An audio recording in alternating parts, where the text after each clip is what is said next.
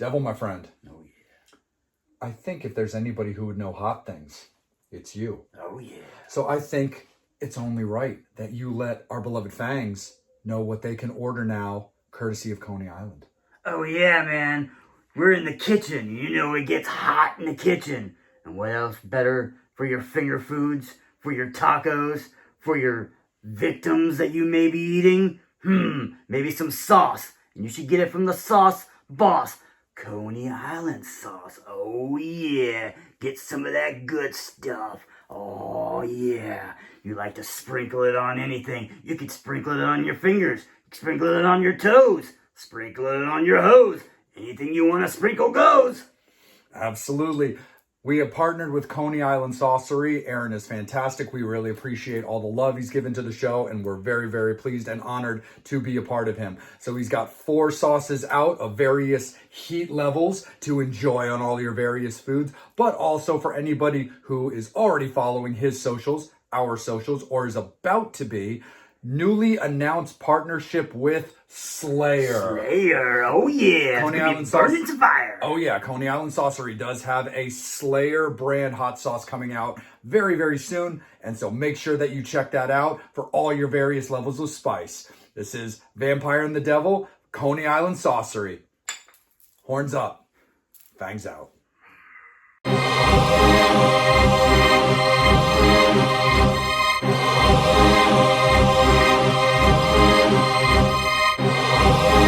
My dearest devil, there's an old saying, things come in pairs, things come in twos, there's multiples.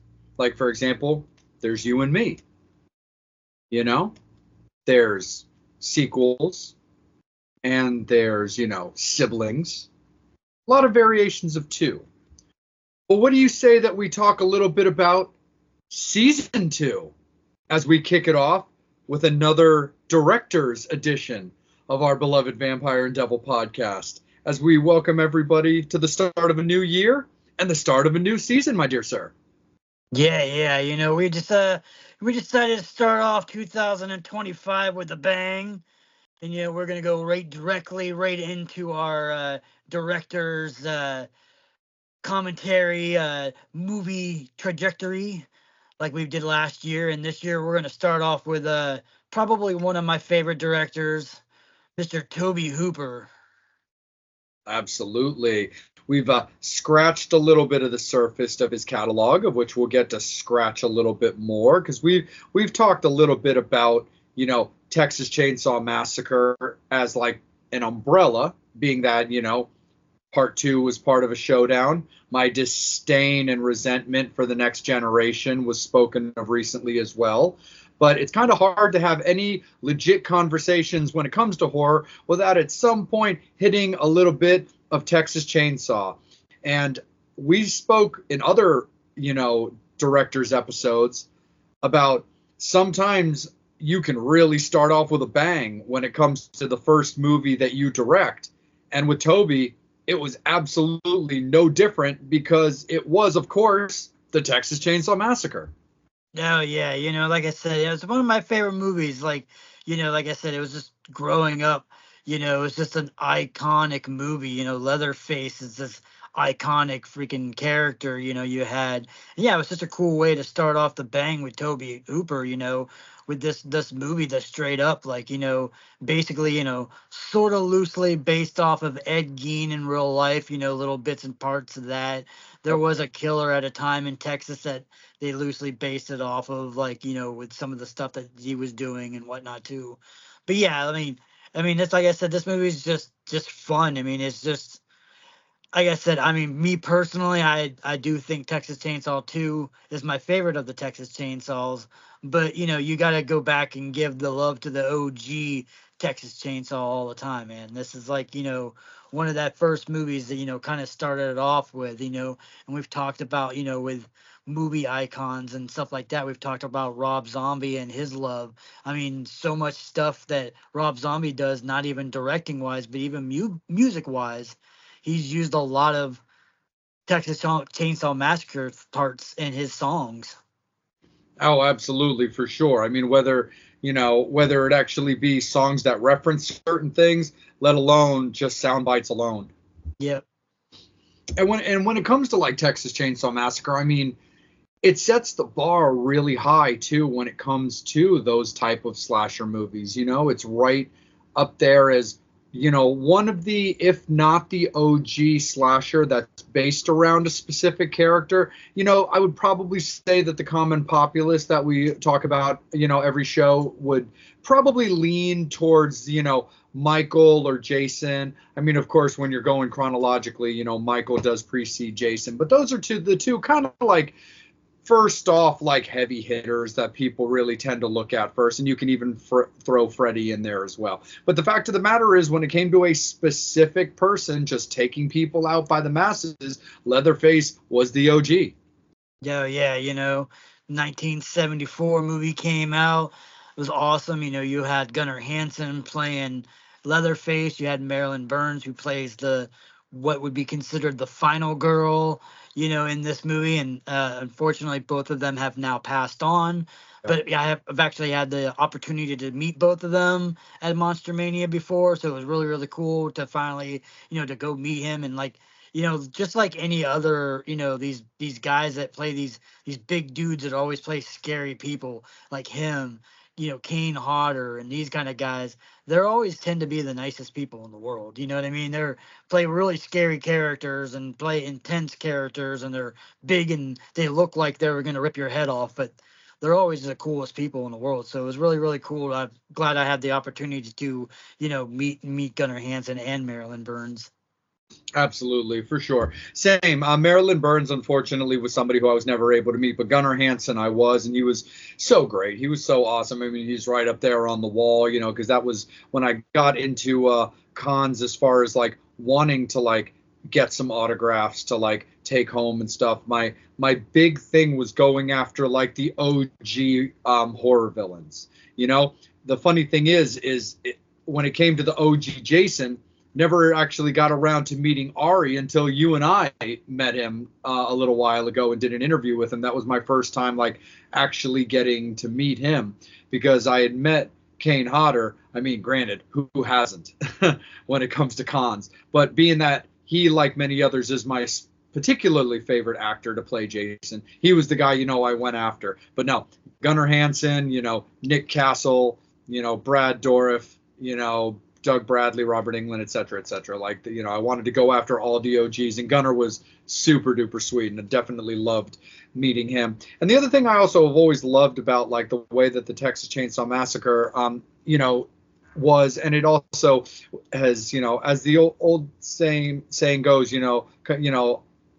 often duplicated and stuff like that with a guy like Rob Zombie, is it was one of the first, if not the first, of like, the villain winning. Yeah. I mean, it was just a cool, one of those iconic, like, I know we're skipping to the end, but not that we really need to talk about Texas Chainsaw Massacre, because if you hadn't seen Texas Chainsaw Massacre, you're probably not really watching our show, and you're not really particularly a horror fan, because this is a movie that pretty much everybody's done. But yeah, I just loved it, the ending where he's just going crazy with the chainsaw, and apparently Gunnar Hansen made that up, and at one point in the movie, because he was just doing nuts, and Tobe was like, dude, we're gonna use that at the end of the movie because that's freaking awesome. And that's what's funny about this movie. There's bits and pieces of it that are funny. The parts where he's chasing her, apparently Gunnar Hansen, even with his all this gear and the chainsaw, was still outrunning Marilyn while she was trying to go through these bushes. So that's why throughout the movie you see him cutting down, doing a little landscaping and stuff like that, and start cutting branches and shit, because he had to make the chase a little bit longer. And then, like, the part of the movie that I always laughed about it was, these guys live in the middle of nowhere. This house is in the middle of nowhere, right?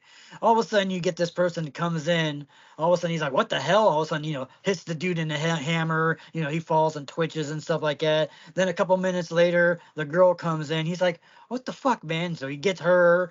And then all of a sudden, the other two people come in. It's like, what the fuck, man? We live in the middle of nowhere. Where are all these people? I mean, not that they were complaining, because as we found out in Texas Chainsaw Massacre 2, that most of the meat that they kill goes into their award-winning chili. So of course they're like, they're not pissed that these people were coming, but yeah, it was just kind of like, and like you said, like in most of these movies, you have the guy warning, like, do not go into someone else's house. And apparently nobody listens to this stuff in Texas, especially in Texas. Like, I mean, everybody knows that people in Texas are a little local to begin with, especially because everybody in Texas, when you're born, have a gun in your hand. So going into, even in the 70s, I would not have gone to anybody's house that was in Texas uninvited.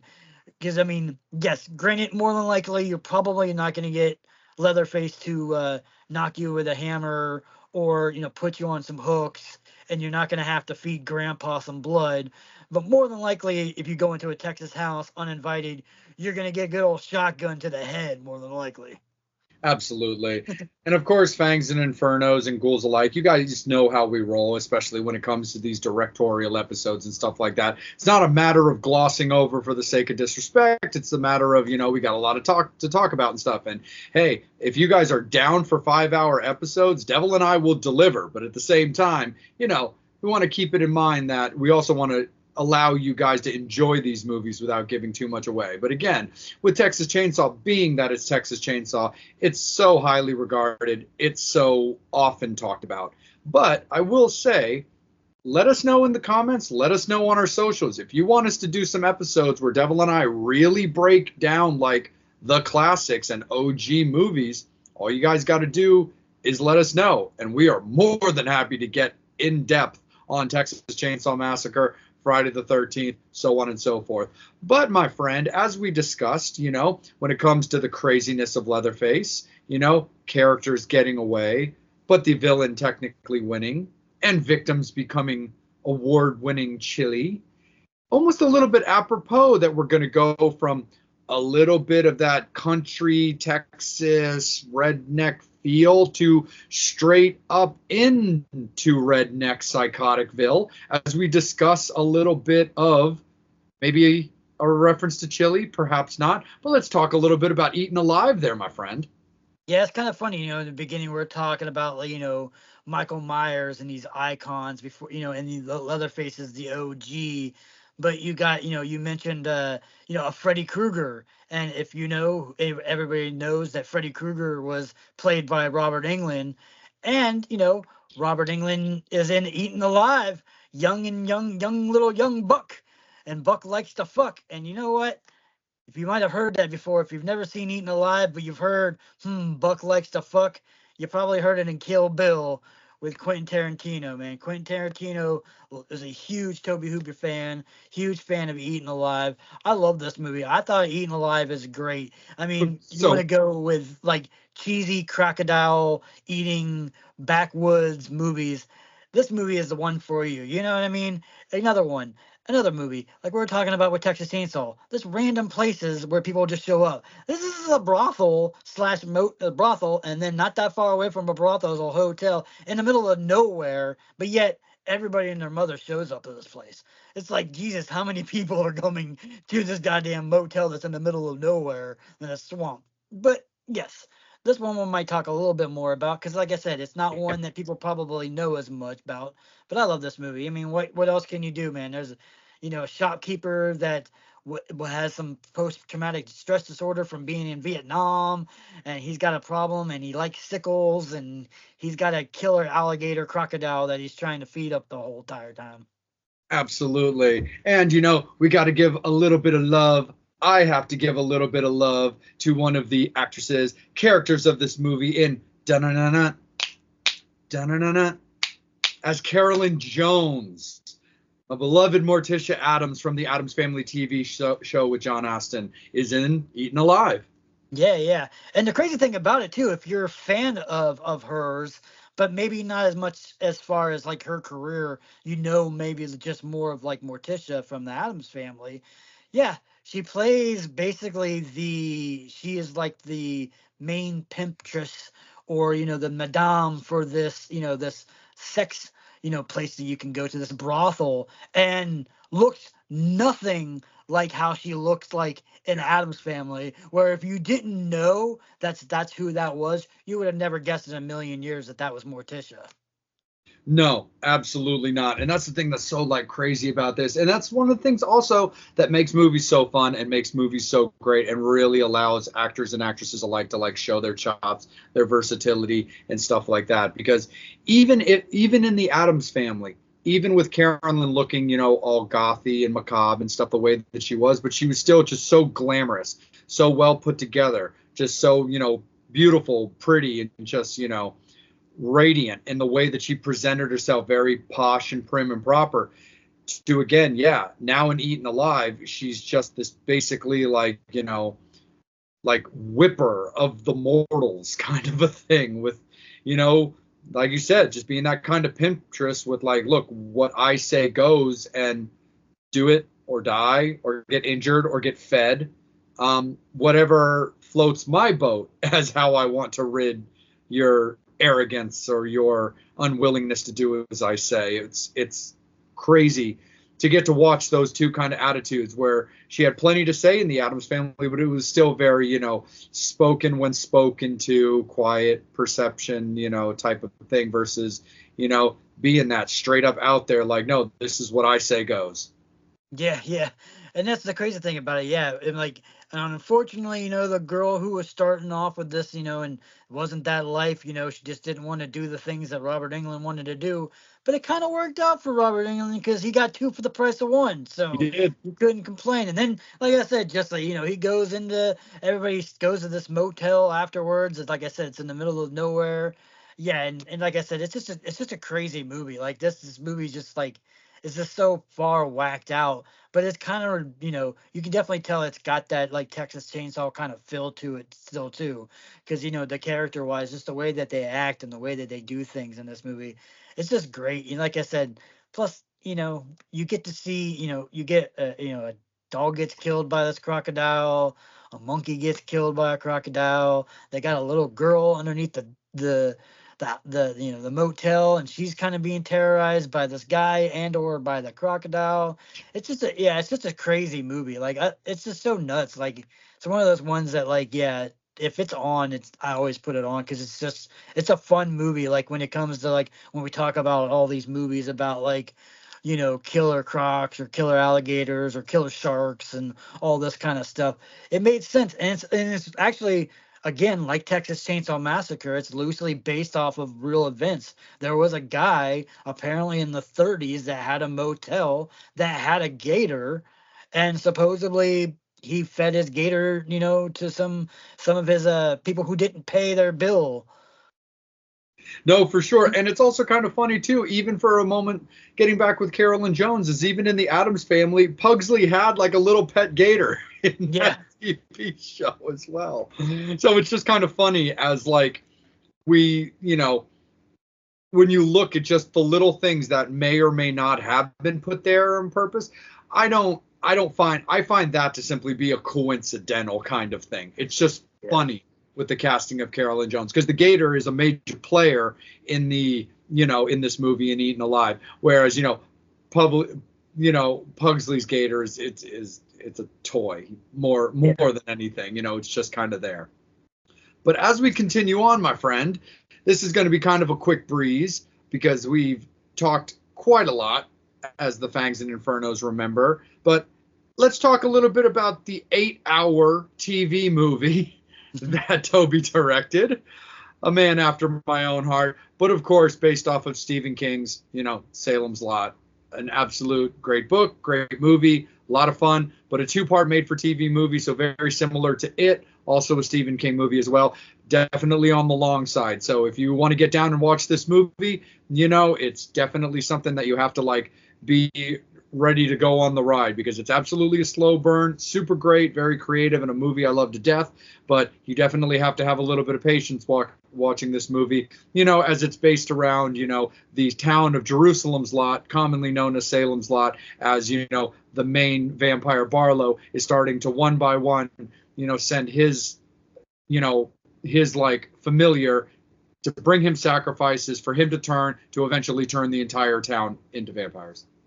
Yeah, yeah, and it's cool, like you said, and it kind of bridges sort of a past alumni director that we talked about last year and last season with George Romero, Yep. who was actually set to direct this when it was going to be a movie at one time, and then eventually, things didn't work out that well, and they decided to make it a TV movie instead of versus a theatrical movie.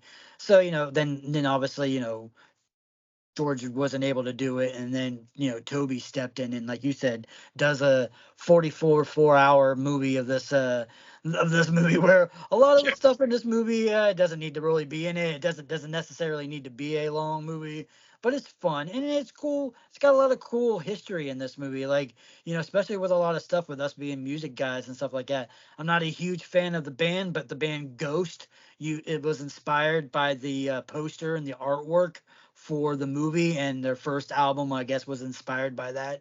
Plus, I read that this was Jonathan Davis from Korn's favorite movie of all time. So, like I said, we talked a little bit about Salem's Lot in our 2020 the end of 2024 episode, which basically, like, I guess it was a remake of this movie, like with this TV movie, but like I said, a lot of it's similar.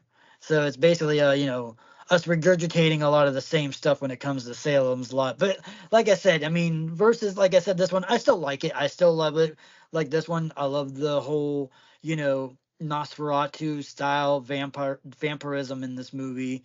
And then like I said, I love it. It's a good movie. It's just, yeah, it's one of those ones that, yeah, you need to prepare for like your whole entire day to basically watch this movie, because even though it is only you know 3 hours or 4 hours or 17 hours or whatever, depending on which version you get, because there's like so many different versions of this movie.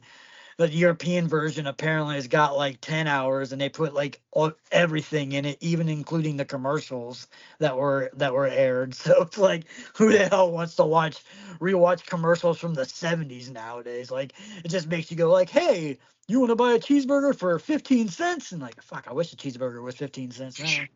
Dude, that's like watching Lord of the Rings on TV. Yeah. Like, that's insane, dude.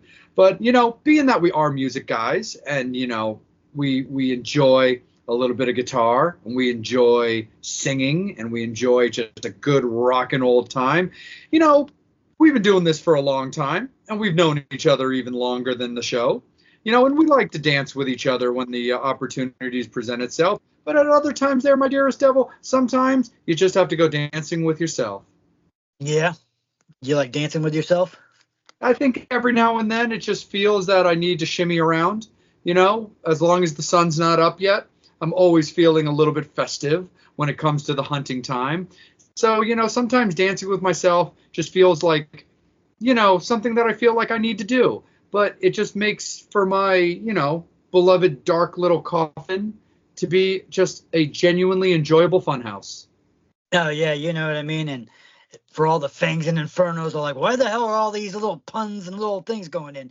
Of course, we're talking about the next movie on our list with Tobe Hooper, which was The Funhouse, which we talked about Funhouse and, a little bit of Billy Idol's Dancing with Myself. Some of the props that were in that music video are in this.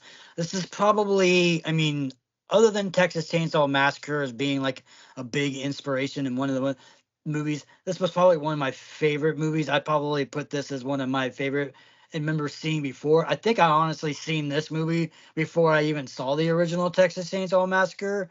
I was a huge fan of the Funhouse. I always thought it was cool. I had the old school VHS of this. This was the VHS that young kids nowadays would have no idea, but us old heads would know, that had the case, the hard shell case. And that's Yeah. what the Funhouse had, though. But I love this movie. This movie is just cool. It's got everything. You got your blood, you got your guts, you got your nudity, you got your disfigurements, you got people getting killed, you got gypsies, you got it all in this movie. Oh yeah, man, you got fortune tellers, you got all that kind of crazy stuff. Like, there is nothing in the horror genre that like you can like that's probably not in this movie somewhere in like some facet. But this movie's like, it's so cool. Like, and the funny thing is, like, there's a lot of this movie that also has a little bit of like feel as well when it comes to like different types of like setups. But I love things that have that kind of carnival aspect to it. Being a big fan of like, Are You Afraid of the Dark, growing up and stuff like that. One of my, favorite, episodes was the what was it, like Bozo the Clown episode that dealt with that kind of like funhouse aspect. Because it's like, it's one of those things I tell people all the time, and it's funny because I'll get into it with like people that like just don't do scary movies or hate horror, that don't really give it a shot, and I'm always like, well, I can understand you not liking the genre because you tried. But when you're just like, no, I don't want to be scared. Like, I don't fuck with horror movies because I don't like that. It's like, what can you possibly know about yourself if you haven't been scared to death at some point? I've spoken openly about the movie that scarred me as a child, and you would have thought would have completely knocked me out of the horror game. But I think it had more to do with immaturity versus maturity. And then only about a year later, when I was watching a horror movie in school, of all days, on movie day, I was in it to win it from that point on. So sometimes it's just a matter of, the brain getting there. But I love fun house type movies, that idea of just creepy characters, things around corners, like being in the dark, and also just being like trapped in corners, like not being able to go where you want, losing your way. I've always loved those kind of concepts in movies because it's so easy to lose yourself in different parts of your brain. Like, well, if I encountered this, how would I react? If I'm stuck here, how do I react? If I turn around to go back but realize I can't go back, how am I going to react to that? So I've always been a big fan of movies that have that kind of concept like The Funhouse does. Yeah. And it's pretty cool, like I said. And the crazy thing about this, when you're talking about, like I said, it being a fun house, it being a carnival, that, you have this, the character of the Barker that talks, hey, come in and see what you want, or and all that kind of stuff, is actually played by the same guy, which was Kevin, which was, I thought, was pretty cool. He plays, the fun house guy in the beginning. He plays the Barker that gets you to go in to see the freak show, and he also plays, the look at the ladies dancing and stuff like that. So I always thought that was kind of cool that he plays three roles in this movie, which all simultaneously are all, you see them sort of all at the same time, but yet it's still the same person. But yeah, but like you were saying, people who were scared about stuff, not wanting to delve into, into horror genres and stuff like that. I don't care what anybody says, man. The scariest shit I've ever seen is, as growing up, as as a kid, it's probably, if you grew up in this genre, wasn't Funhouse, wasn't Texas Chainsaw Massacre, it wasn't Freddy Krueger or Jason. It was more than likely probably Artex getting sucked into the bog in freaking, Neverending Story. That was the most traumatizing thing as a young kid in the 80s that you had. You weren't traumatized by horror and stuff like that. You were traumatized by a horse getting sucked into the sinking abyss. No, absolutely. I mean, you've also got like, the concept of like spending the night in that type of place. And are you going to be able to handle it? Are you going to wake up in the morning, or are you just going to be able to treat it like any other night? But another thing I thought was really cool, in the notes when we were kind of looking up around this movie, was the fact that Wayne is a professional tap dancer, which I actually found very, very cool, because one of the things that makes a monster great, or a villain or a killer or however, is their ability to move and how they move.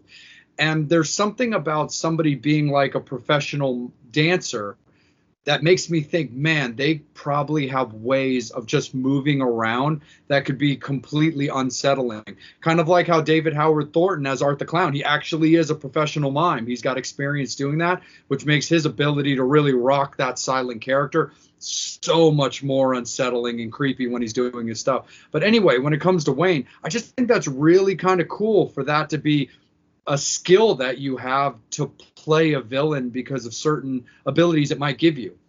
Yeah, and like I said, the reveal in this one, when they take off, when you finally see his face and he's all deformed and shit like that, it's cool. And like you said, you add the fact that he's a tap dancer. He did a little bit of miming too, which basically just shows you how, you know, people want to talk about Art the Clown and like, David being a mime and being such a horror icon. I'm like, well, maybe there's something into this mind game, you know what I mean? Versus, why they make good villains, why they make these good creepy characters. It's because they can do stuff. It's why, person that we got to meet that we loved, that huge and deal in our heart, with Doug Jones. Yeah. I mean, him just being a creature guy. The reason why he's such a good creature guy is, one, because he's super tall and super skinny, but he's just, his ability to move around and stuff like that just makes it such a cool, his iconic characters and stuff like that. So it's pretty cool, seeing this with this movie. But yeah, I mean, who doesn't want to stay into a fun house? It's like, I mean, we did some dumb shit. It's like, hey, let's bring these girls out. We want to get some nookie, and we're gonna do it with our girls. Hey, let's stay in this creepy fun house. That sounds like a good idea. I'm like, like, this is why guys didn't get laid very often, because you're trying to bring your girlfriend into a fun house. Like, who wants to go into that? I mean, yeah, fun scaring your girlfriend, probably not the best thing to do if you're trying to get some nookie. Don't ask your girlfriend to stay. I mean, unless she's into that kind of stuff. Yeah. Now, like I said, we and the people who probably like our show, the Fangs and all the Infernos and all the ghouls, will probably stay in a fun house, and their girlfriends and or boyfriends or whatever they're into will probably enjoy it. And yes, we would enjoy it. But the square girls that you have in this movie, that are your typical kind of girls, yeah, they're not going to want to go stay into a fun house. No, because if you're looking to get any kind of nookie, if you're even lucky enough, it's going to be nothing more than a quickie. And speaking of quickies, as we continue on, something that we've discussed, a classic, no doubt, a wonderful franchise that we discussed as it took the victory in our franchise showdown, is Tobe Hooper gave us Poltergeist. Oh yeah, they're here. And like you said, you know what I mean? Yeah, man, it's like going to the light, Caroline. Don't go into the light. Again, like I said, it's just crazy. I mean, we're just getting the tip of the iceberg of Tobe Hooper's career already, right? And we've already got these iconic, huge movies.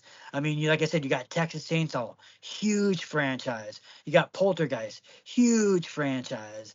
You know what I mean? So it's like already he's got always these great movies. And then, like I said, for the horror genre so far, you got The Fun House, you got Eaten Alive. These are two great movies that, if you're an old school, like, late 70s, early 80s horror fan, you're going to have these in your collection. And like I said, Poltergeist is just another one of those movies. It's just another great franchise. It's another great story. It's another great way he directed movies.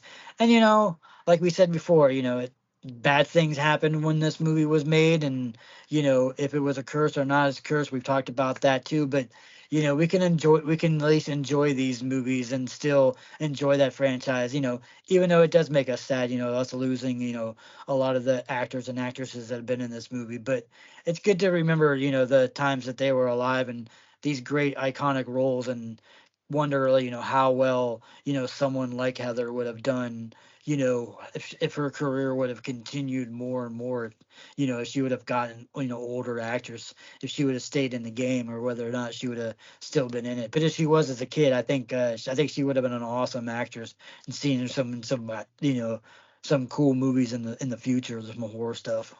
Absolutely, for sure. And Poltergeist is absolutely so great. So Fangs, Infernos, and Ghouls alike, make sure that you go back if you haven't seen, and watch us chit-chat about the whole Poltergeist franchise as we pitted it up against Witchboard. And it was a great conversation, and we really got in depth when it came to Poltergeist on that. Devil, my friend, I think it's time that we spill the tea. Brutalities.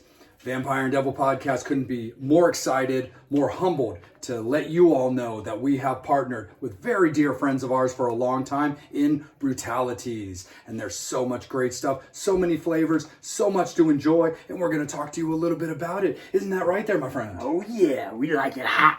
Of course the Inferno likes it hot. Do you like the hot tea? Well, you might as well get some Brutality. Yeah, horror movies, puns, rock and roll, brutality's got it all. Absolutely. When it comes to the vampire, you know that he's going to absolutely gravitate towards that Nosferatu or that Nosferatu brew. Absolutely a favorite of mine. And we got to show a little bit love to, by all means, the biggest franchise in horror right now. That would be Terrifier. So Brutalities has brought you Terrifier. But that's just from the vampire. The devil has some favorites of his own. Oh yeah, do you like the movie Pumpkinhead? Well, how about a little pumpkin bread for your throat holes? And like I said, with the rock and roll fans and the horror fans, Wednesday 13 fans, do you like Wednesday 13 and T? How about a couple of those? With the Summertime Suicide and a couple other ones too. So if you like Wednesday 13 and you like the T and you like the brutalities, go to the website. Absolutely. And so, of course, we like to look out for those that look out for us. We love you, Fangs. We love you, Infernos. But as a courtesy from Brutalities to be bestowed on you, we have that Vampireanddevil coupon code, don't we, my friend? Oh yeah, you want to save a little dough, little cheddar, maybe buy some more shit?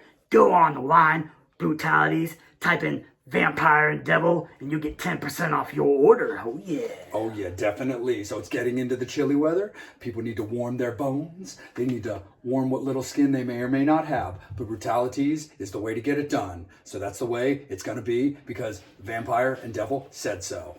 Horns up, fangs out for Brutalities. Well, we're going to talk a little bit about the next one here. We're going to talk a little bit about Life Force. Maybe a little bit of fun for you Star Trek, you X-Men fans out there, as Patrick Stewart comes on to the Tobe Hooper radar. Yeah, and and then you're going into kind of seeing a little bit of realm. You got we talked about Salem's Lot, and you have vampires. This is vampires in space.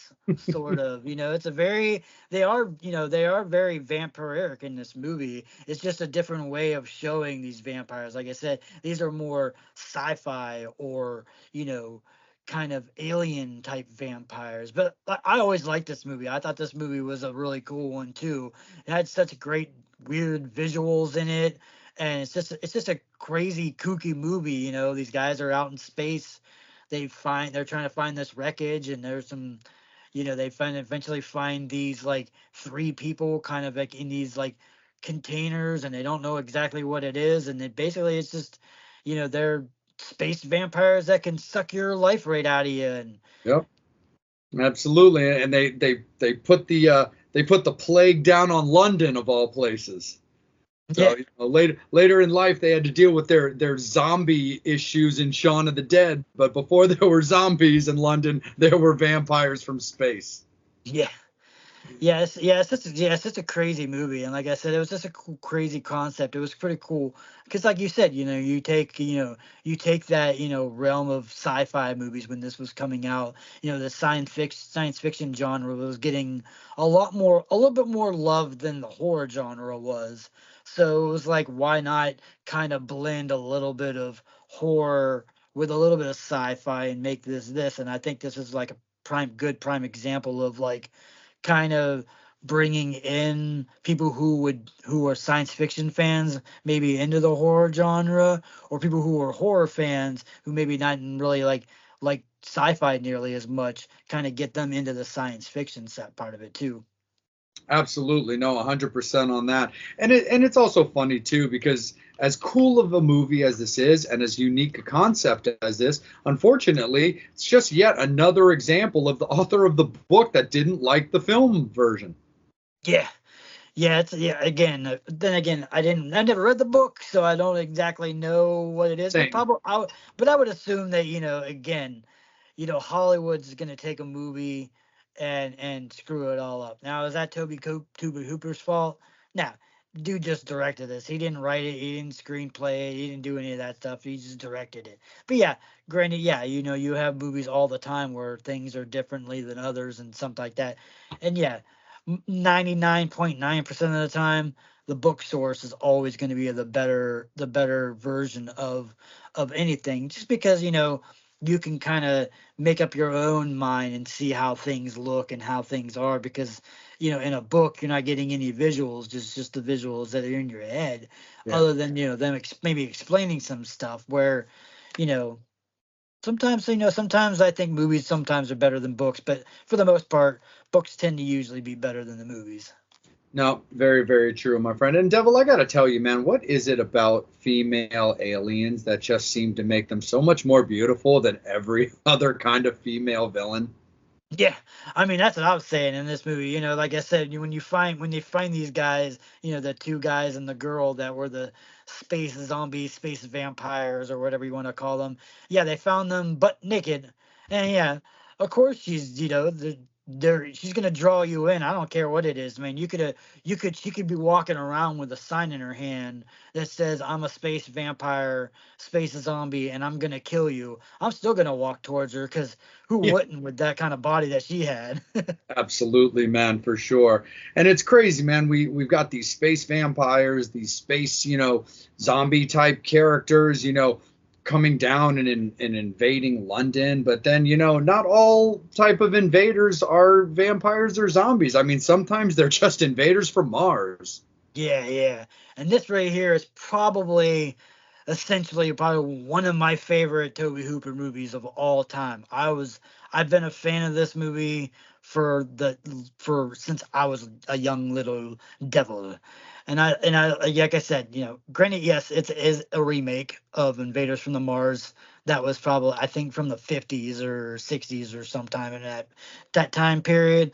But yeah, to me, this was always one of my favorite Tobe Hooper movies, and it's got one of my favorite actresses in it. When we were talking about Tobe Hooper and the references towards how much Rob Zombie loves Tobe Hooper, well, we got Miss Original OG Firefly, Karen Black, in Yep. this movie. Mother Firefly, the OG Mother Firefly. Yep. And Karen Black, and that's that's just the influence, man. And, it's dude, it's such a cool movie. Like I've always loved Invaders from Mars because the thing that I've actually really always loved about this movie too is its simplicity in its execution. There's so many ways that horror movies get like, well, any movies for that matter, just really get like spread out and they try to make you think in every way possible. But then there's movies like Invaders from Mars that I think just they stay the course. They have a point to prove. They get to the point they're proving, and now there's the after effect. And that's the thing I really, really like about it. I mean, it doesn't get much more simpler than, a boy who tries to stop aliens that have invaded his town. Like, there's no gray area to that. It's just straight black and white. Like, that's the concept of the movie. And sometimes, the simplistic concepts that are simply executed correctly make for such a bitchin' movie. Yeah, yeah. I mean, like I said, the cool thing about this, is the main kid's dad is in the military. He's huge into like space and space stuff like that. This UFO falls into it, and then all of a sudden, chaos goes, and it's just crazy. I mean, it made it. I remember when it came out, that all these people who were these space aliens that came out, that they all have the little mark on the back of their neck and stuff like that, made you look, oh man, I wonder if this person has a mark on their neck. It kind of was cool. And it's a cool concept too, with, we're talking about Karen Black. Her son is the one who actually plays the main kid in the movie too, which I thought was really, really funny. And I didn't know about that until like years later. And I'm like, well, that kind of makes sense of how well those two kind of gelled off each other throughout this movie, because like I said, she doesn't play the mother. Karen Black plays the teacher that kind of believes this kid about these aliens and how this town's being invaded by these aliens, and no one else believes her and stuff like that. And you get this worriedness, and she treats the kid like if she was the mother, and you kind of like get that kind of motherly feel to it. But then you could just tell that you thought maybe it was just good acting on the kid's part. But yeah, the fact that it was his own mother, so he was easy to banter off of her, or kind of emote and do the things that you need to do with that. But yeah, I mean it's cool. I mean, and what else can you do with the your teacher eating some frogs, and making sure you're going to your field class, and everybody else is going into it. I just love it. It's like, kind of remind me of like movies that, nowadays, maybe not nowadays, but generations, maybe a couple of years later, with the movie like The Faculty. Yeah. Very kind of like, body, Visions of the Body Snatchers kind of feel. But this movie kind of reminded me of like the Faculty of the being in the 90s, of the 80s version of that, and maybe a little bit younger, because the Faculty were like, more high school kids. These were more like grade school kids. For sure. But there's also some other like fun little references too that again you can interpret them any way that you want, but it's kind of like fun things that you see in like latter films and stuff like that. Like where if you take a movie like Men in Black, which is dealing a little bit with like body snatching, invaders from Mars kind of a thing, with the big bug that, inhabits the farmer guy, our beloved Gomer Pyle from Full Metal Jacket. But the thing that kind of makes me laugh is when I rewatched Invaders from Mars and saw the scene, I couldn't help but think about this scene in Men in Black that made me laugh, because there's that one scene where after the bug has taken over Edgar's body, he tells his wife that all he wants is a bunch of sugar and a glass of water to drink. And being an avid coffee drinker, there's a hilarious scene of the dad just putting an exorbitant amount of sugar cubes in his coffee. It's hilarious. Yeah, I love it. Where like, yeah, it's like, once they get contacted with the aliens, they kind of like are like pretending to be human. So it's very like cut and dry. I'm just gonna talk like this and have no kind of emotions. But yeah, it's weird. He's just like pouring all these sugar cubes all in his coffee, and you're like, oh, geez. Like, I mean, that's pretty much the reason why I don't drink coffee was, being a kid when, you're trying to be cool and you're like, ooh, I'm gonna drink coffee like the adults do.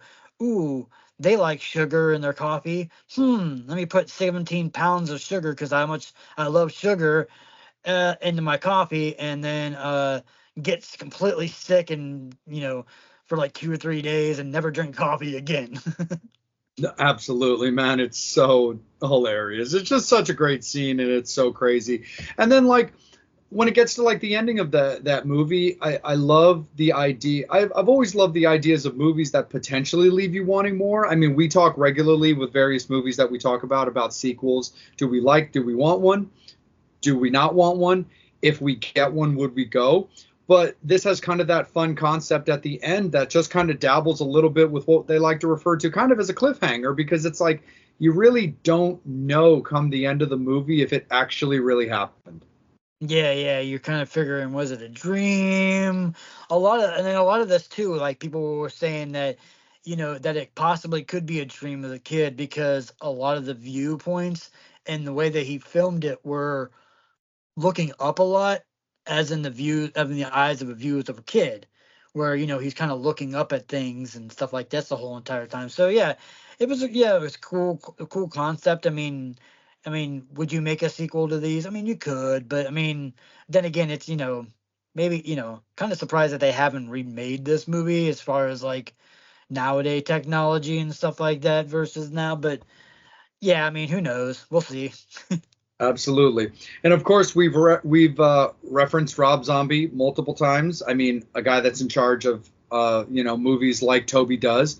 It's not hard under any stretch of the imagination for those movies to not only be beloved by Rob Zombie, but also hit his radar. But again, it's another Showdown reference, as we did pit, Texas Chainsaw Massacre, which we're going to talk briefly about right now, when we put that up against Rob Zombie's The Devil's Rejects, to kind of show a little bit of that, what we felt were better sequels, just on personal preference, but definitely had similarities in that Bill Moseley was in both. He was that awesome Chop Top character. But yeah, man, Texas Chainsaw Massacre 2. Both of us happened to fancy that one as our preferred Texas Chainsaw, but that was your pick in that particular Showdown, my friend. Yeah. That's the next one on the Tobe list, is the TC2, which, like I said, there's not too many. I mean, there's a few out there, but there's not too many movies that I feel that the sequels and or remakes or anything like that are usually more superior than the original one. And like I said, I'm a huge fan of the original Texas Chainsaw Massacre. Always Bilby. I'm never gonna hate or shit on it. But when No, it comes to Texas Chainsaw, my favorite Texas Chainsaw is 2. I just think it's a fun movie. I think it's just I love the way it's shot. I love that you get more in depth with the characters. I like this. I love the comedy aspect of it versus Texas Chainsaw 1 was more of like your straight up, just horror film. Not even really horror film, more like a serial killer kind of thriller, kind of, yeah, to a point where this one just goes with the flow and just does what it wants to do, and some shit's absurd and some stuff is like, what the hell? That doesn't even make any sense, but we're gonna do it anyway. absolutely, man. And it leaves you with a stomach full of chili. Yep. Absolutely, but yeah, like we said earlier, Fangs and Inferno is a little throwback as well. Go back and check out Texas Chainsaw Massacre 2 versus The Devil's Rejects in our showdown, where again we get much more in depth when it comes to Texas Chainsaw Massacre 2, because that movie is actually fantastic. As a sequel, not just as like a movie in general, but knowing that it's a sequel. It's absolutely fantastic, and Devil and I give it very high praise and love it quite dearly. But Devil, as we continue on, you know what? Let's blow some shit up. Yeah, yeah. Next on the line of the Tobe Hooper is a fun movie that I almost forgot about. It's been a while since I've seen this, and I was like, oh my God.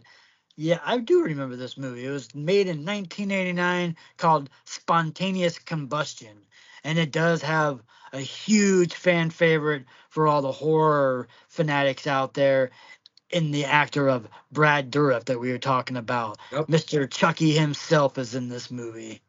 It's a cool little concept. It kind of like has a little bit of like Stephen King Firestarter kind of feel to it, where it's this experimental, government experiment stuff, and all of a sudden this guy can make fire and people explode. Absolutely, for sure. And that's the cool thing about these type of movies is, again, we're traditionally about horror, and there's plenty of horror in this, but it's also cool when we really get to dabble in like sidebars, side things, when you get into like, science, nuclear, like, fusion type things, like, for example, it's very common to people that know her that Mrs. Vamp is very big into sharks, and one of her very favorite movies is Deep Blue Sea. And that movie is just as much about like science and like marine biology as it is a killer shark movie, which I always think is super duper cool. That's something I found really interesting about Spontaneous Combustion, because I was always aware of it. I knew it was on Toby's catalog, but it's actually a movie that I never actually got around to seeing until we were putting together this episode, and we needed to each of us, watch these Toby movies so we could discuss it. And I was like, yeah, this is really, really cool. I mean, I like this kind of science aspect about it, because I do like a certain amount of like science fiction or stuff that gets like fused into things. Like in previous episodes, how much I love the movie Deadly Friend, where that's very much about robotics and science and stuff, which is super duper cool, and I've always really liked that. But it's just a cool concept, man. Just like I said, dude, just people blowing the fuck up.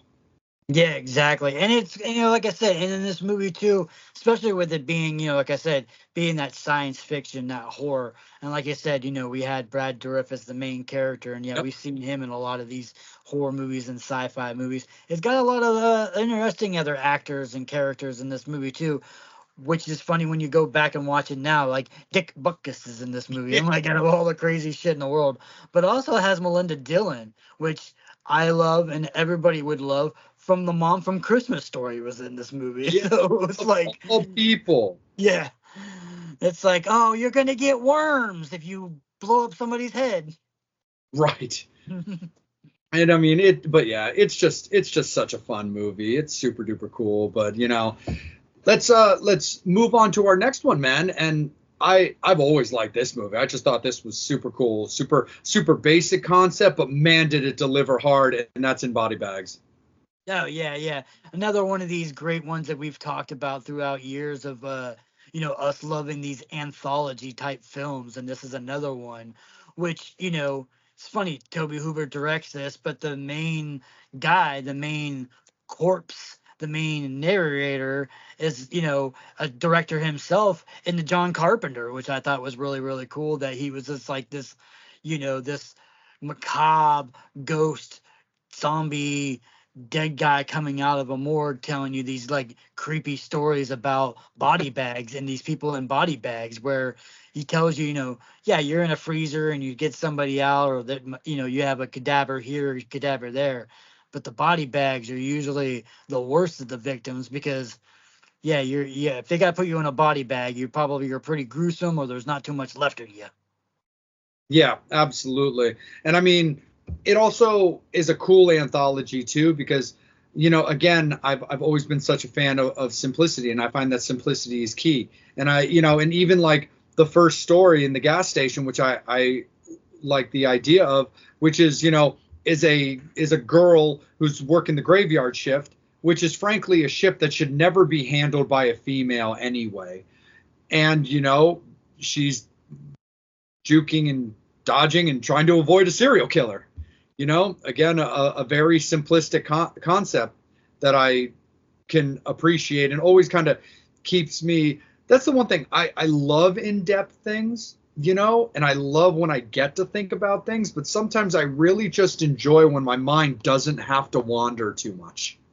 Yeah, and the funny thing about that too is, the first of the anthologies of the stories, like you said, the girls in the gas station, and they're in the town of what?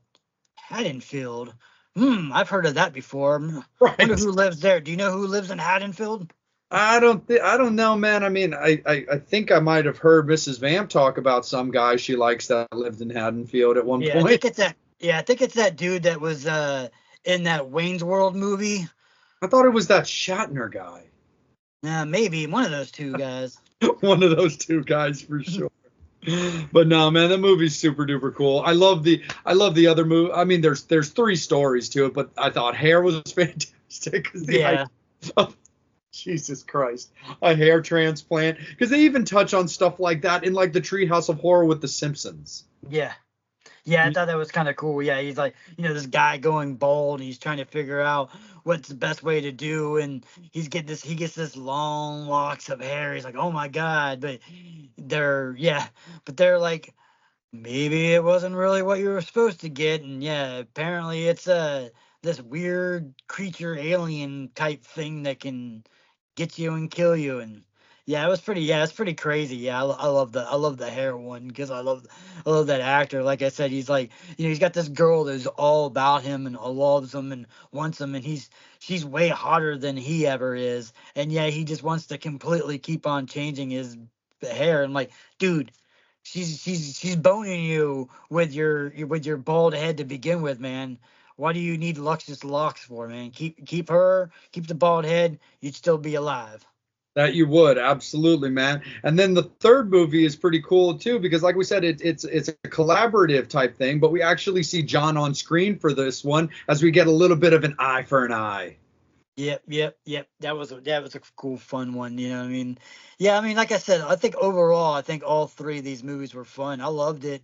And then, just like anything else, when you're going into these like thing like that, all of a sudden, John's playing the corpse, and he's got to lay back down. He's like, oh, people are coming, and you find out that he's getting autopsied, and while they're opening him up and doing all the stuff that they do in the morgue, he's still going and doing stuff, which was kind of cool. Deadpool and some of those guys did not invent the fourth wall. John Carpenter's from Body Bags. Well, I mean, he might not have been the first person to do it either, but he is definitely one of the earlier ones to break that fourth wall and talk to the characters and talk to the people in the movie as if they were really standing there with him. I thought it was fun. It was just a cool makeup for him. I mean, it doesn't even look like John Carpenter. It's so crazy. I know, totally, man. And the one thing about like coroners and dealing with dead bodies is you got to do autopsies, you got to check on things, and it gives you a lot of different opportunities, or just a lot of different ways to mangle someone up. But on that note, man, why don't we move into the next one, which would be The Mangler and a return of Robert Englund. Devil, my friend, I think we should have a little quick conversation about everybody's respectful celestial abodes, where it be my little coffin where I lay my head at night, or at times that you feel that you just want to go back down to make sure that hell's not getting out of whack while you are away. Let's talk about it. Vampire and Devil's newest partnership in Twisted Vines, our dear friends, Chris and Sarah and Cadaver.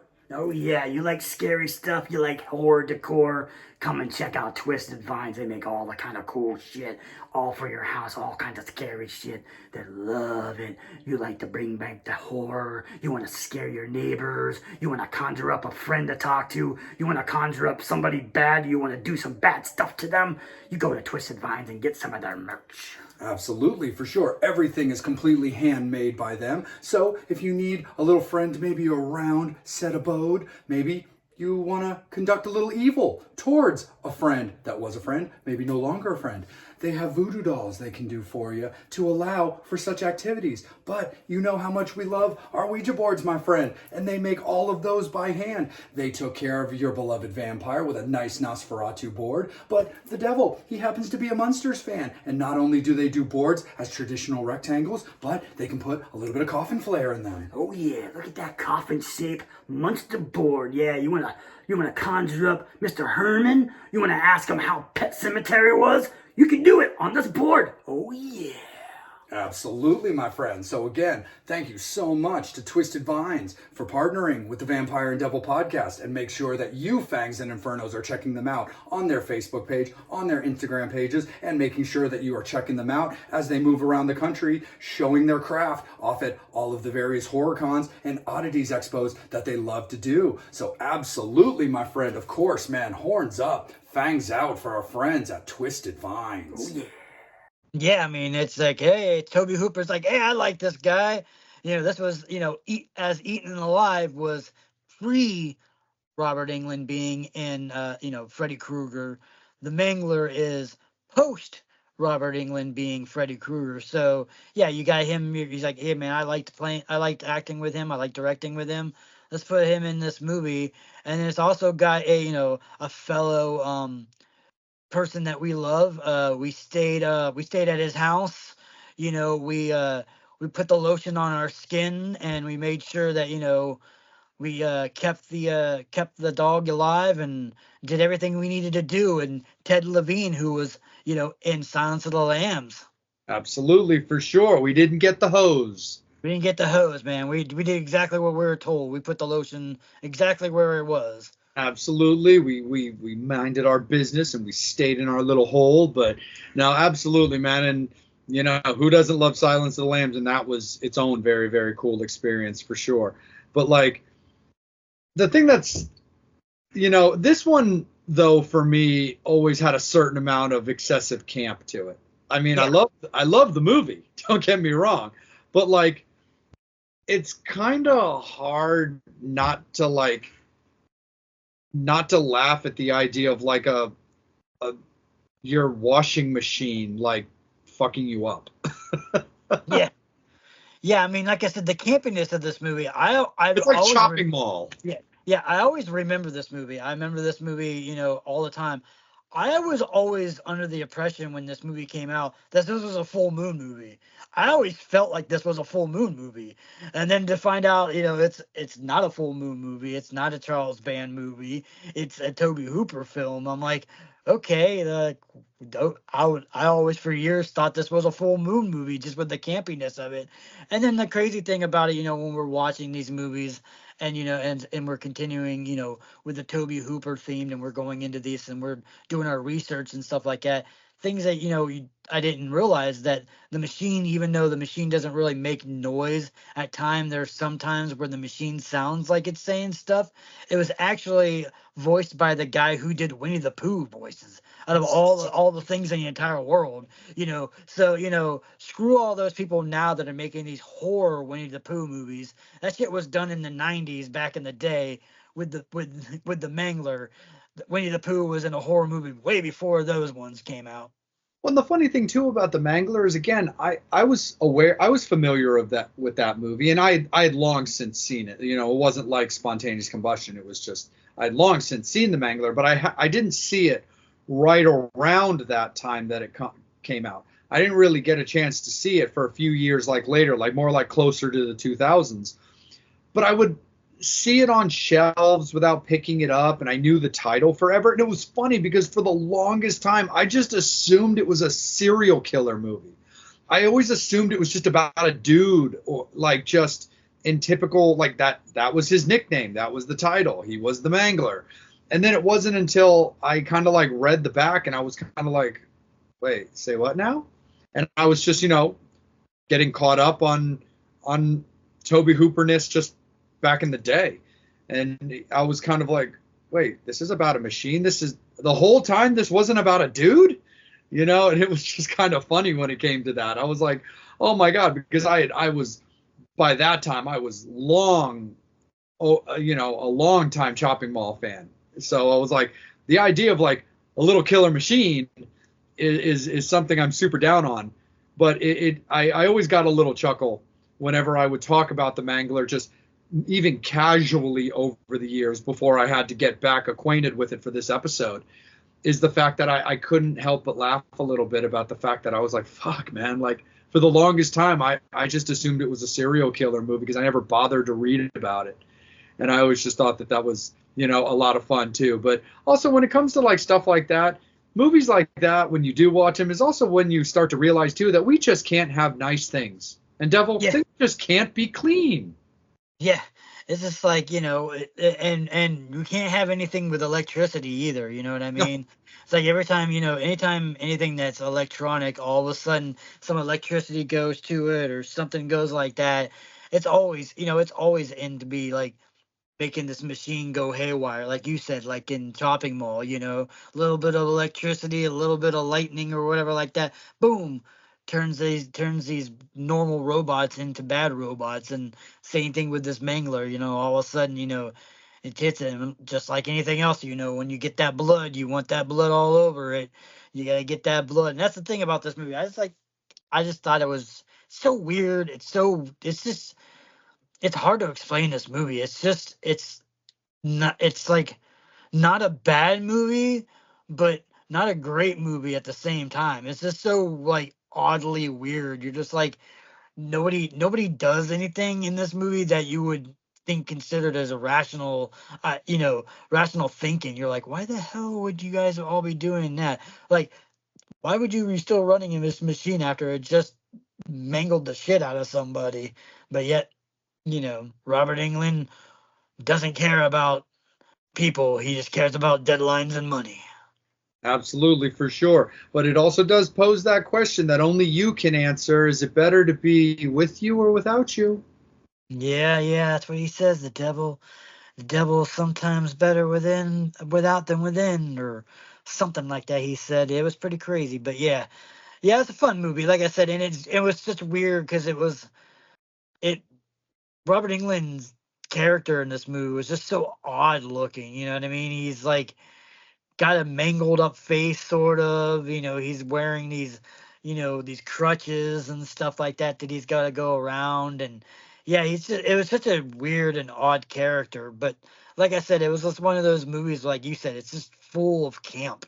And like I said, it's just one of those ones where it doesn't, even though, we talked about Texas Chainsaw Massacre 2 and having that comedy side of it. It didn't, I don't know, this was like one of those movies that I love, but it really didn't have that Tobe Hooper feel to it. No. It was a little bit, like I said, I always thought that this was a Full Moon movie because it had more of that. It had more of like a trauma kind of feel to it. It's so much more Charles than it ever would be Tobe. It's just the way that it comes across.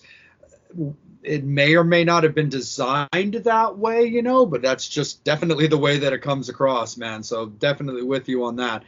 And I got to tell you, Devil, I got to take a moment simply to laugh out loud because there's this reoccurring theme in this episode that, like I said, can't help it, can't be avoided. It's just the way it is.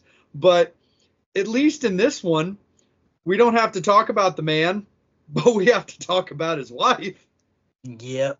And if anybody knows what's next, it's another remake of an older film, like Invaders from Mars. This was called Toolbox Murders. And like we said, you might go, who were they alluding to or what were we alluding to? Yes, as we said throughout this whole entire episode, we have talked about Rob. Rob Zombie, Rob Zombie, Rob Zombie. This might as well be a Rob Zombie, Tobe Hooper episode because, you can just tell how much Tobe Hooper has influenced Rob Zombie in his, not only is just in his musical career, but also in his filming career. And we're alluding to his wife, Sherry Moon, which is the only movie that Sherry has done that does not include things that directed by Rob. She never really wanted to consider herself an actress. She never really wanted to pursue that line, but him doing the movies and stuff like that. And Toby had a little part and was like, "Hey, do you think Sherry would want to do this?" And he was like, "Hey, yeah, we'll do it." And like I said, we get her in the very beginning of the movie. This was old school Sherry Moon. Ooh, the things that the toolbox could do with that. We'll leave that. We'll leave that for the imagination. But anyway, yes, it was pretty fun. Like she's in this movie. She she's not in it very very long, but she leaves a lasting impression. And then also it has another one of my favorite actresses in this movie too, with Angela Bettis. So I mean, like I said, I was a huge fan of hers. I'm a huge fan of this movie. I like another one like Texas Chainsaw Massacre 2, where I liked that one Yep. better than the second one. Like Invaders from Mars, I like this Invaders from Mars better than the old school Vader. I like this version of Toolbox Murders a lot better than the old school version. I know that might be blasphemy to say, but I had more fun watching this movie than the original. And I mean, that's not only because Sherry Moon was in it. Okay, yeah, I could say that probably gives it, a little bit of bonus points. But like I said, she's only in the movie for a couple minutes. Yeah, absolutely. But it's a cool movie in general. I'm actually with you on that one. Like I you know I like the original movie. I've seen it. I have it. I think it's a lot of fun. But just that slight little modernization of this remake, makes it a little bit more enjoyable when I'm watching like the Toolbox Murders. But I mean, it's another one of those movies that's a paranormal designed movie that I've always really enjoyed because it's the idea of like a paranormal hotel with a demonic entity in it. And I've always loved those kind of movies. While I'm not particularly fond of like, you know, you know, different like point of view style movies, like yeah, Paranormal Activity was all right. It was fun. Then it kind of got, you know, whittled me down a little bit to where I was just like, I'm just over all of this. But then other paranormal design type movies like the Conjuring universe with the Annabelles, the Nun, but then also Insidious and stuff like that. I like that demonology type stuff. So I've always liked Toolbox Murders, especially when it comes to, this paranormal inhabited hotel. Yeah, it's pretty cool. I like the fact that like you said, you find out this, about this hotel. You find out that it's old lineage and stuff like that, where this guy was trying to make these, these symbols, and it was very kind of like, black magic, witchcrafty kind of, satanic kind of thing, and yeah, I mean, adding all that extra scenes and stuff like that in it was pretty cool though. But yeah, it's just like one of those ones where again where these movies that are just fun to watch. You know what I mean? Angela Bettis's character in this movie, like calling the cops and oh, you must be new to the city, because every time you call the cops, it's like you don't need to call the cops every time something bad happens all of a sudden. But yeah, yeah, and then it's got probably one of my favorite kills slash you know uh kills with cleaning up duties, where he kills this girl with a nail gun, Yeah. and then she's like, oh, that person got killed. Cops go in, they see clothes just hanging up, they don't see anything. And it's funny though, because the clothes are being hung up on the nails that he used to kill her with, and then all of a sudden when they pan away, you look up and she's nailed to the to the ceiling, which I thought was kind of fun. But then again, it's like, what kind of cop doesn't go look up and down and around and around? Why would you not? One, right? Two, how did he keep from any blood dripping from her while she's above them? is beyond me. But I always thought that was kind of funny, where it's like, shit, I can't get rid of these nails really quick. Let me just put let me put some clothes over it, like look like it's person meant to hang these things here. Right. No, absolutely. And while we've made plenty of serial killer references when it comes to like, Toby's catalog and all of the various filmographies that he's done and stuff like this, I mean, when you look into it, because for me, it has that very serial killer feel to it, is this has a very high body count. Not so much for deaths that you see on screen, but when it gets revealed, this is without a doubt one of the heavier body counts. Oh yeah, man. There's just bodies in the wall, and that's like the cool thing about this, where it's like when you find out a little bit about the backstory of this hotel, you find out that it has a shell within a shell, and it kind of reminded me a little bit of like what was that the serial killer that H. Holmes, Yeah. where he had like Murder where House. yeah, with the house and stuff like that, where there was like in secret passageways and little things like that. That's what this kind of reminded me a little bit of that. And it definitely had that little Toby Hooper kind of feel to it as well, because even with the corpses that are all in there, it's very Texas Chainsaw Massacre, very Texas Chainsaw Massacre 2, with the way the corpses are, displayed in this movie. Absolutely, brother. But as we're talking about dead bodies, let's move into our next one, man. And let's talk. Devil, my friend. Fashion. Things to wear. Possibly faces covered, but more importantly, covering up the bodies. Merch. We have that now. We are very, very excited to announce that Vampire and the Devil have partnered with our friends at Rockin' Horror Apparel. They are now taking care of the actual merch, the exclusive merch for the Vampire and Devil podcast, modeled by our very sexy devil right here. Oh, yeah. But we have all kinds of goodies to share with you. Got the hoodies. We got some shirts. We got some tanks coming up. We got some booty shorts. We got all the stuff you want to wear from the Vampire and Devil podcast, thanks to Rockin' Horror. Horns up. Fangs out.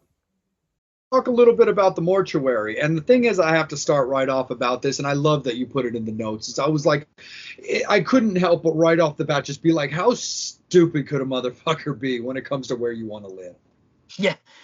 I mean, that's I said that this movie was odd to say. I mean, it's unfortunately, with directors, with the hit and miss, sometimes it's one of those ones that, I mean, it's interesting, it's got its little charm here and there, but overall, it's definitely a huge miss. I mean, it does have some cool actors and actresses in it. I'm a huge fan of Denise Crosby. Everybody would know her as the mother from Pet Sematary. She was also in, Star Trek for a little while. And it's got Bug Hall, I grew up in with it. Little Rascals. Yeah, the little rascals, the movie and stuff like that. So I thought that was kind of cool. But yeah, like they move into, she takes this, she starts becoming a mortician to begin with, gets this opportunity to go and to be a mortuary in this small town.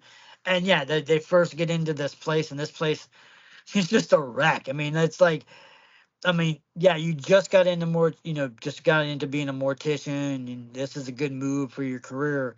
But you're gonna have to fork $1 billion into this business to even get it up and running, because that building should have been condemned to begin with. Like, it's so bad. And just like anything else with the sci-fi and stuff like that, it's got a lot of cool little scenes and stuff like that. I thought it was kind of cool with this like black ooze kind of stuff coming out, very X-Files-y, with that kind of feel to it. But yeah, it's such a odd movie overall. Yeah, and there's the little things too. There's the busy highway, which is very, very Pet Cemetery, and and just the idea of like, the way the salt was used in this movie and stuff like that. But it's an odd one. We haven't had a discussion yet in an episode involving directors or writers that didn't have a miss here or a miss there, and everybody's gonna have them. It's just a matter of like, what does it matter? You know what I mean?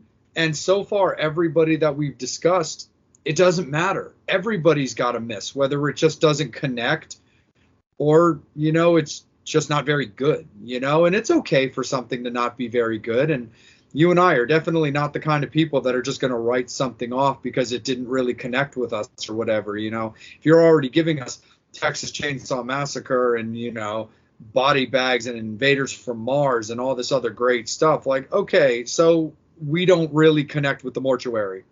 You know what? That's okay. Frankly, there's nothing wrong with that. But something that we can connect with, because I love this series, I know you like this series, is the Masters of Horror series.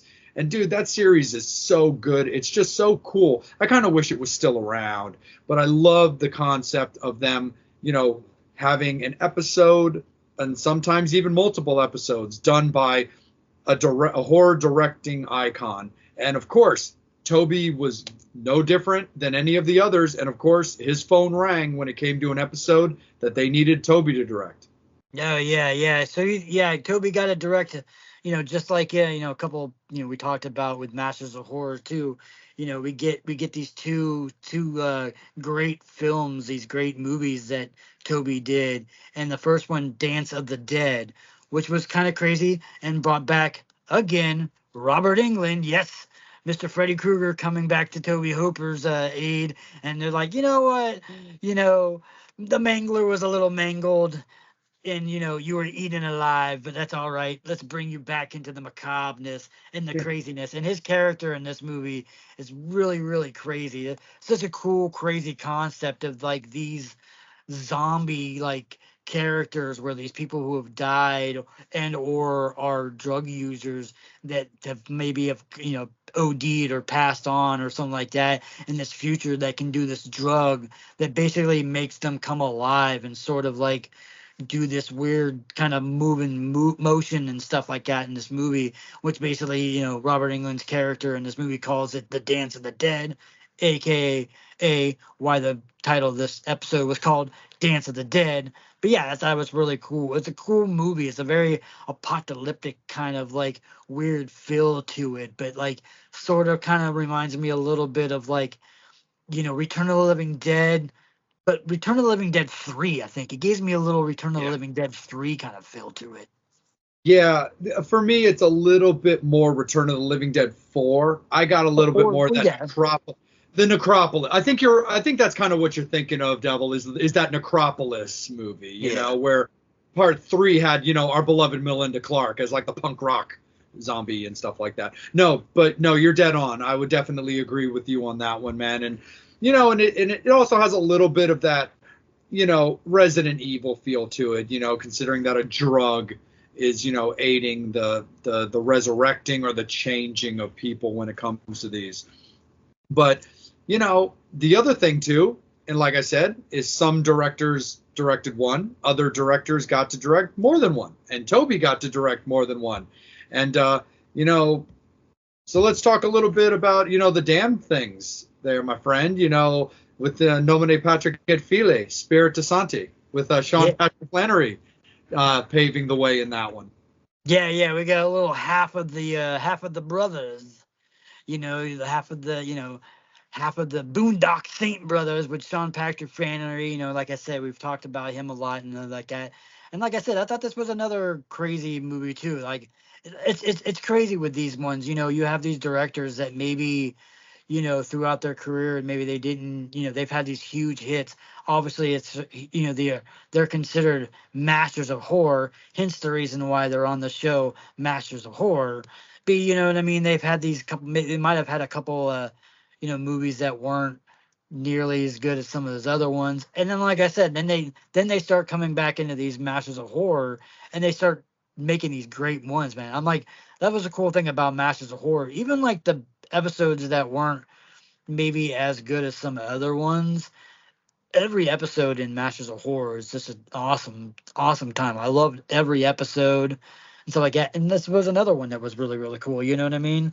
I love the fact that it's just another crazy concept in the mind of these directors of like, what can we do in this short period of time to grab people, shock people, and show people stuff.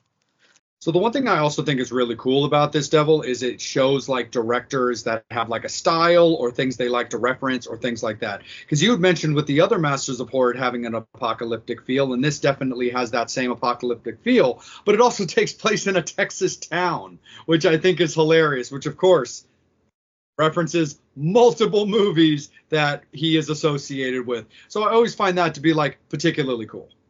Yeah, yeah. And that's the thing about, like, when we were talking about these directors and stuff like that. And, we mentioned it before with Wes Craven when it came down to, his last film. And unfortunately, the last film that, he directed was, you know, maybe not the greatest film that, he did, but he left such a great body of work that, he can have these misses and still be like, you can't say nothing but good things about him and about his career. And that's the same thing with Tobe Hooper, you know what I mean? Unfortunately, with the last film that he directed, which was Jinn, Yeah. it just, I mean, if you want to see a good movie about a Jinn, go see The Wishmaster. Now, I'm Yes. not saying that Wishmasters are the greatest movies in the world. Right. The first one I love. The other two kind of get but like I said, they're still fun. You know what I mean? This Jinn movie. I mean, I like the fact that it kind of was more towards like the folklore of the Jinns. So Yeah. I mean, I gotta give them a little credit for that kind of stuff. Where it was definitely more Middle Eastern, you know what I mean? It was definitely like, the language, the actors and stuff like that. It's all very, very like that's, that demographic and the geography of it and stuff like that. But yeah, it's one of those ones where like, you go on, you check out a movie on IMDb. Sometimes they'll say, the worst movie is this, and this worst movie is that. And a lot of times you're like, really? Because apparently, like Howard the Duck is considered one of the worst movies ever made, and I'm a huge Howard the Duck fan, so I don't always go by IMDb and how the people talk about this movie sucks or that movie was great and this movie was great and that movie was great and this movie was bad. Same thing with awards, you know what I mean?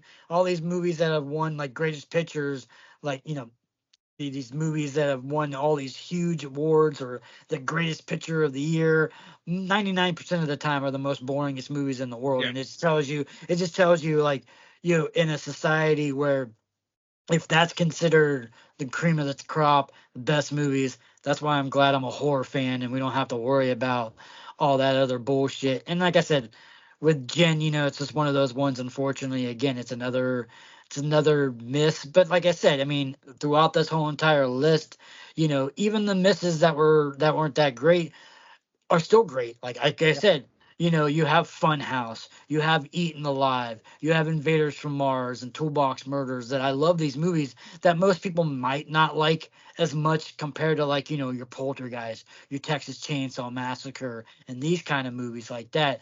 But unfortunately, IMDb and the people who wrote the comments and wrote their little stuff about this movie where they hit that right on the nail. This movie was bad. I mean, Yeah. there's bad movies and then there's bad movies and then there's like it really really sucks that this is unfortunately was the last film that we got to see Wes Craven do because it just Tobe Hooper. or not Wes, yeah, we're talking about Wes Craven, Tobe Hooper, yeah, the last movie that Tobe Hooper got to do, with that, like I said, with including with Wes Craven in his Yeah. last movie. So, Yeah. it's just unfortunately, yeah, it sucks, especially with this first movie, Texas Chainsaw, just blowing it out of the water and just making such an awesome movie to his last film just being about as far away from greatness like Texas Chainsaw was. It's about the polar opposite of Texas Chainsaw. Yeah. It totally is. It 100% is. It's got a little worm in my heart because you also know that I'm very fond of the Wishmaster. Yeah. And we've met Andrew Devoff and he's so great, and he's signed my Wishmaster DVDs and he's always super cool. So like that character of a Jinn character is always something I'm quite fond of. And I remember stumbling across this movie in like a used movie store because it had hit my radar again kind of back when it happened, but then it just kind of got lost in the shuffle and I didn't really think about it. And then I stumbled across it one time in a used store and was like, oh yeah, oh, a Jin movie. Oh, that's right, this is that Tobe Hooper Jin movie. And then I had looked it up and seen that it was his last movie. And then I remember watching it and being like, oh dear. Oh no. Woe Yeah. is me. But it's one of those things, like it gets just a little bit of extra love because of my, affinity for the Wishmaster series and the Jin character. But I'm not by any means going to stand here and like die on the hill for that fight that this movie is anything other than just a bad movie. It's just got a touch of that nostalgia feel. It's still Toby's last effort and a guy that we highly respect.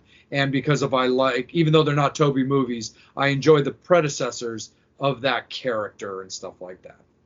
But that's just the way it is, c'est la vie. It doesn't change the fact that he had an amazing career that we wish he was still giving us, but unfortunately Toby's not with us anymore. But, a little hug to my birthday neighbor, as he was born on January 25th and I on January 26th. But, I mean, Toby's the man, and it's such an amazing catalog of movies that are so fun, that are also so rewatchable. You're always going to be able to find Toby stuff to watch. And he's left a lasting legacy, And of course, yes, we do these episodes knowing that we're talking about somebody who is established and really has the pedigree that's worth talking about. But that also doesn't change the fact that, yeah, these people earn these accolades and they deserve to be acknowledged for it. So while there's going to be a couple of misses, when you have so many movies and so many different styles of things that you hit, yeah, they're not going to resonate with everybody, but they resonate with me. They resonate with you. And the fact of the matter is, Tobe Hooper is Tobe Hooper. He's the man. Yeah, exactly. That's how it is with me. You know what I mean? It's like, yeah, I mean, if you look throughout, the history, like I said, with him, it's great. You know what I mean? Like I said, these iconic films, and like I said, without Tobe Hooper, like I said, with the Texas Chainsaw Massacre kind of being the OG of these horror icons, like I said, and a lot of people do think of Leatherface, but like you said, Freddy Krueger and Robert Englund and these guys are getting, Freddy Krueger and Jason and Michael Myers, these guys are getting a little bit more of the recognition versus a Leatherface. People still love their Leatherface, and like I said, these kind of movies like that and like Poltergeist, and like I said, without these movies, you wouldn't have like the Rob Zombie that we've talked about like 9 million times in this episode. Without Tobe Hooper, you wouldn't have a lot of this stuff, a lot of these references, and a lot of these iconic great stuff. So, oh god damn it, really? Why everybody gotta call me right at the very end? Right. It's the bitches. But okay, is it done? Okay, yeah. But without people like Tobe Hooper, you know what I mean? He just is another great icon that we were talking about this season. And like I said, we did those great ones. We started it off with George Romero, who is one of the kings of horror films, and people like us, we consider him the godfather of zombies, even though technically he didn't start the zombie genre, but we still wouldn't consider him that. So that's what we just wanted to start off this second season, this 2025 year, with somebody that I've always had a huge admiration for, and I've always been a huge admirer. And unfortunately, with his passing, I got to meet a few people before. I got to meet John Carpenter and a couple of these directors. We had Eli Roth out of Monster Mania. So seeing these directors, like we said, we've talked about Damien and the Terrifier people. So it's cool that we get to meet some of these directors and stuff like that.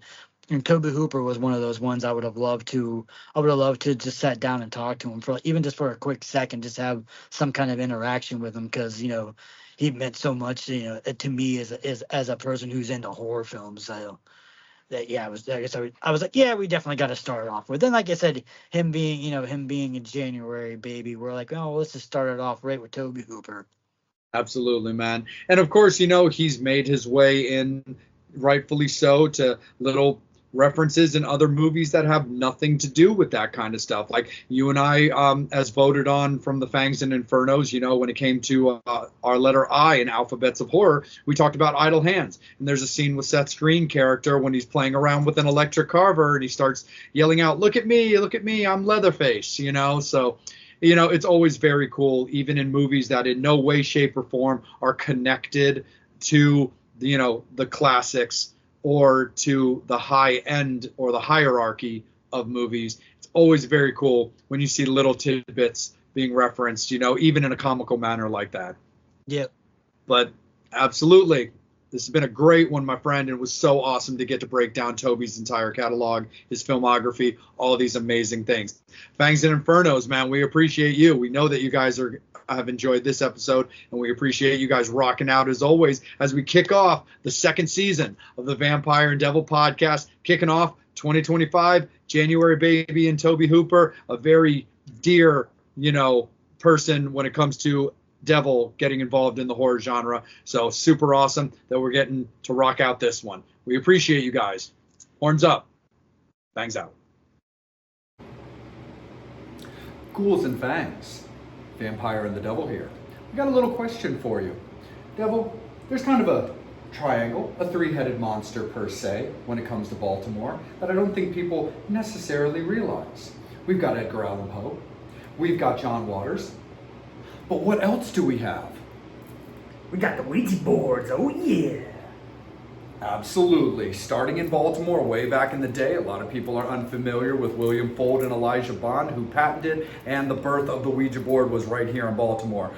Devil and Vampire coming at you from the Witchboard Museum of Baltimore, courtesy of our friend John Kozik, who invited us out to check it out and shoot a little conversation action to let you guys all know. Of course, you've seen on our socials that we have partnered with both museums, and we couldn't be more appreciative to John for that opportunity. So whenever you're here in Baltimore, of course, right attached to the Bazaar Oddity Shop off of the Avenue, you have Witchboard Museum Baltimore. And when you're in Witch City, USA, up in Salem, Massachusetts, that's when you get to visit the Salem Witchboard Museum. Oh yeah, if you want to see some cool stuff, see some cool boards, get some cool history, go see our boy John. Man, that guy is really awesome, man. That dude knows his boards, he knows his history, he's about preserving the society of witch boards and the talking boards and all that goodness. And, you know, we love it. We love the fact that, you know, they were going to bring in this museum here in Baltimore, so all the Baltimore fans or all your East Coast fans or maybe not as far away, going up to Salem, come out to Baltimore and check it out, you know what I mean? Because there's some cool stuff in this museum, and you got to check it out because the Devil and the Vampire said so. That is facts right there, my friend. Again, absolutely attached to the Bazaar Oddities shop in the Avenue in Hamden for the Baltimore established Witchboard Museum, or off of Essex Street in Salem, Massachusetts for the Salem Witchboard Museum. Horns up, fangs out.